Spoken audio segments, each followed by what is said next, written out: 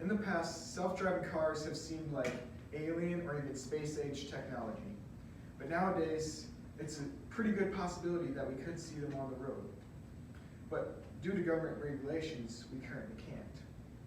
According to my audience analysis, many of you guys feel negatively towards self-driving cars for a variety of reasons, maybe because of hijacking, or just because of the fact that you'd rather have a human driving a car than a computer. But I feel that the pros of self-driving cars far outweigh the cons of self-driving cars.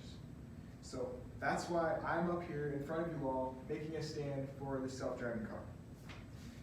The definition of self-driving car is a car, or any vehicle for that fact, that doesn't require a human to take control. And I got that from ucsuca.org. They're also known as driverless cars or self-driving vehicles. It's like a transformer, basically, except one, it can't transform, and two, it doesn't have eyes. Instead of eyes, it uses sensors that are placed around the car to create an internal roadmap of its surroundings.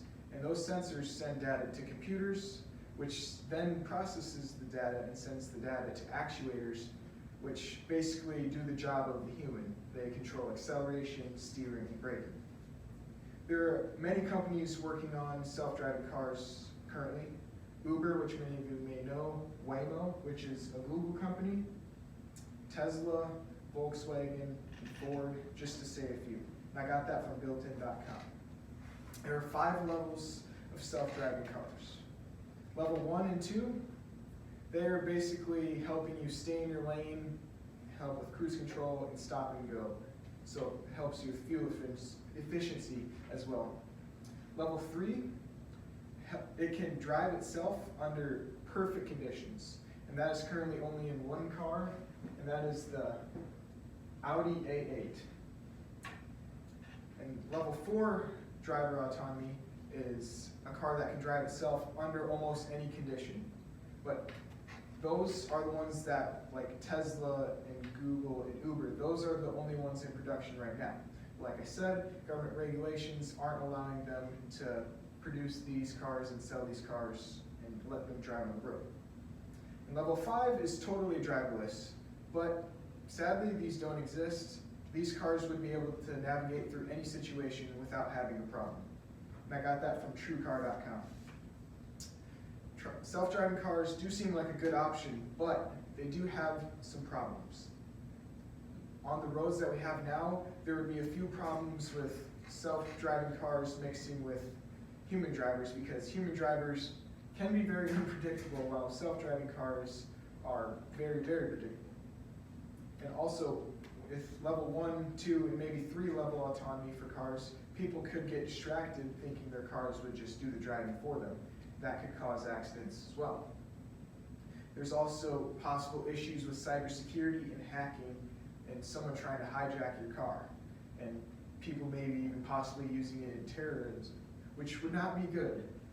And there's also possible malfunctions, like the computer's failing or your sensors failing, which would not be good. But these problems do have solutions, or human problems far outweigh these problems.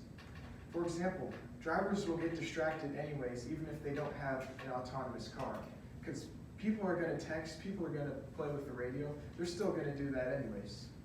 And with cybersecurity issues, info will get stolen many other ways too, like through a computer or your phone, not just your car. But to defend your car against cybersecurity issues like hijacking and stuff like that, you could put in system software which would basically make your car secure.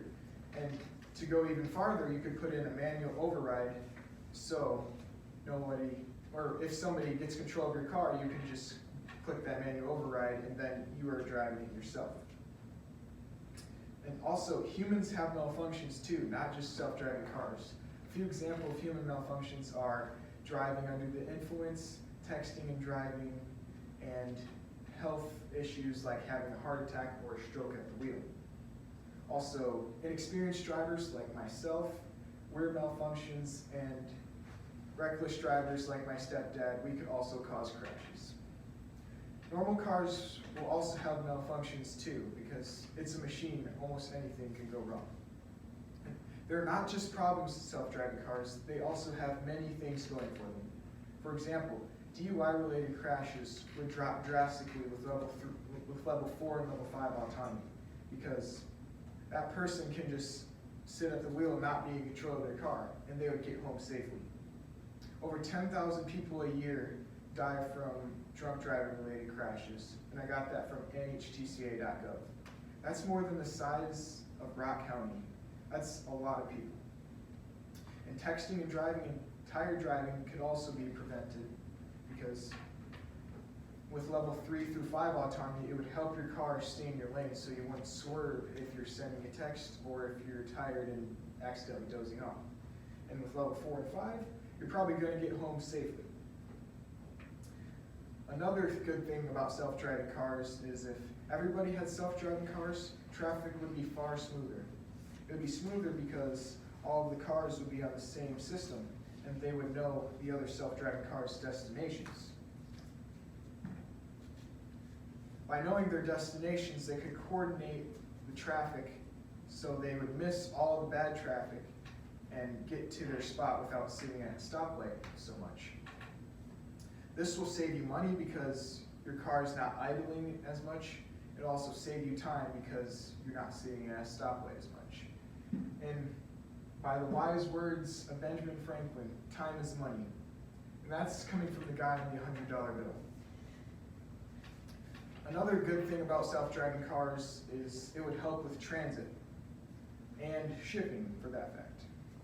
With taxi and Uber drivers, well, there wouldn't be any Uber drivers or taxi drivers anymore, so the company would have to pay less to offer you a ride, so they could therefore offer you a cheaper ride, which would save money to a lot of people. And also with shipping companies like Amazon, they would also be able to offer you a cheaper shipping because they don't have to pay a driver.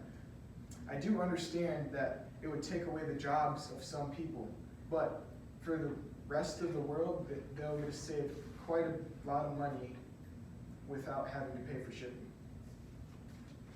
Now that you guys are all informed about self-driving cars, I hope you can formulate a better opinion, even if it's not the same as mine. But I believe that self-driving cars are a safer and better option than human drivers.